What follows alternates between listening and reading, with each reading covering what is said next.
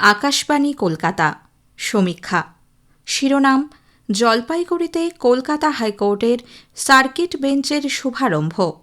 লিখেছেন চন্দনা চৌধুরী। ঐতিহাসিক মুহূর্ত। জলপাইগুড়িতে 17ই জানুয়ারি উদ্বোধন হল কলকাতা হাইকোর্টের জলপাইগুড়ি সার্কিট বেঞ্চের স্থায়ী ভবনের। এই বেঞ্চের দাবি উঠেছিল 1963 সাল থেকে।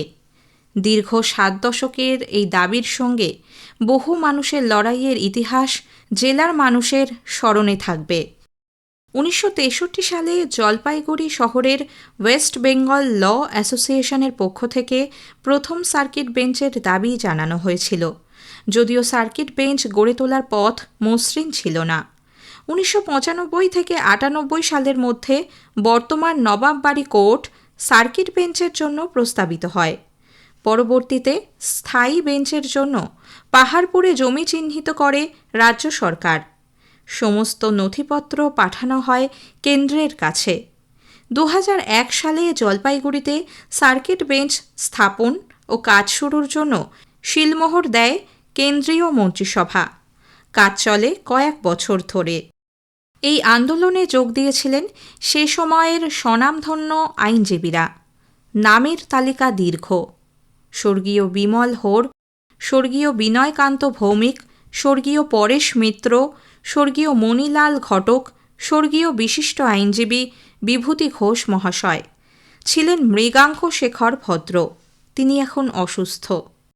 পরবর্তীকালে আরও অনেকেই যুক্ত হয়েছিলেন এই আন্দোলনে। দাবি পূর্ণ হতেই আইনজীবী থেকে সাধারণ মানুষ, বার অ্যাসোসিয়েশনের সদস্য সকলেই উচ্ছ্বসিত। ভারতের প্রধান বিচারপতি সহ বিশিষ্ট বিচারপতিগণ এই আইনের মন্দিরে এসে জলপাইগুড়ির আইনজীবীদের উৎসাহিত করেছেন। এখানকার আইনজীবী সহ সাধারণ মানুষের কাছে এটা খুব বড় পাওনা।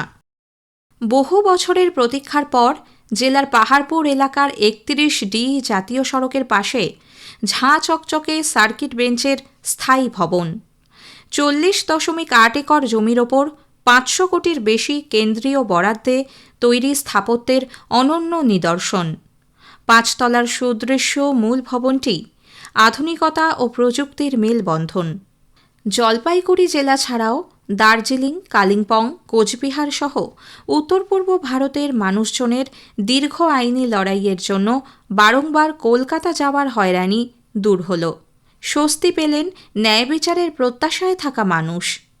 সেদিনের অনুষ্ঠান মঞ্চে উপস্থিত ছিলেন ভারতের প্রধান বিচারপতি সূর্যকান্ত, কেন্দ্রীয় আইনমন্ত্রী অর্জুন রাম মেঘওয়াল, কলকাতা হাইকোর্টের প্রধান বিচারপতি সুজয় পাল, বিচারপতি জয়মাল্য বাগচি, বিশিষ্ট বিচারপতিগণ সহ রাজ্যের মুখ্যমন্ত্রী মমতা ব্যানার্জি এবং উত্তরবঙ্গের বিভিন্ন জেলার বার অ্যাসোসিয়েশনের প্রতিনিধিরা। সুপ্রিম কোর্টের প্রধান বিচারপতি বলেন, হিমালয়ের পাদদেশে এই বেঞ্চ আইনের মন্দিরে পরিণত হয়েছে, যা সাম্য রক্ষার বীজ বুনবে আগামীতে। বিচার ব্যবস্থা এই বিস্তীর্ণ এলাকার মানুষের জন্য মহীরুহ হয়ে উঠবে। পাশাপাশি কেন্দ্রীয় আইনমন্ত্রী অর্জুন রাম মেঘওয়াল বলেন, কলকাতা হাইকোর্টের জলপাইগুড়ি সার্কিট বেঞ্চকে স্থায়ী বেঞ্চে পরিণত করার বিষয়টি কেন্দ্রের সর্বোচ্চ পর্যায়ে আলোচনা করে সিদ্ধান্ত নেওয়া হবে। এমনকি মালদা ও 2 দিনাজপুর জেলাও যাতে এতে যুক্ত হয় সে বিষয়ে কেন্দ্রীয় উচ্চ পর্যায়ে আলোচনা করা হবে। হাইকোর্টের সার্কিট বেঞ্চ শিলিগুড়িতে গড়ে উঠবে নাকি জলপাইগুড়িতে, তা নিয়েও ছিল টানাপোড়েন। 2012 সালে হাইকোর্টের সার্কিট বেঞ্চের শিলান্যাস হয় জলপাইগুড়ি শহরে। এরপর ধীরে ধীরে গড়ে ওঠে স্থায়ী পরিকাঠামো। 2019 সালে শহরের জেলা পরিষদের ডাকবাংলোয় অস্থায়ী পরিকাঠামোয় চালু হয় হাইকোর্টের সার্কিট বেঞ্চ। সার্কিট বেঞ্চের স্থায়ী ভবনের উদ্বোধনে আমন্ত্রণ পেয়েছিলেন 60-এর দশকের আন্দোলনের সঙ্গে যুক্ত মানুষরা। এদের মধ্যে ছিলেন প্রাক্তন সাংসদ জিতেন দাস। তিনি তার অভিজ্ঞতার কথাও তুলে ধরেন।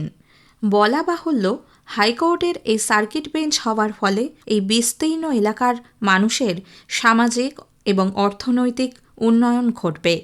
সমীক্ষা শেষ হল। এটি লিখেছেন চন্দনা চৌধুরী।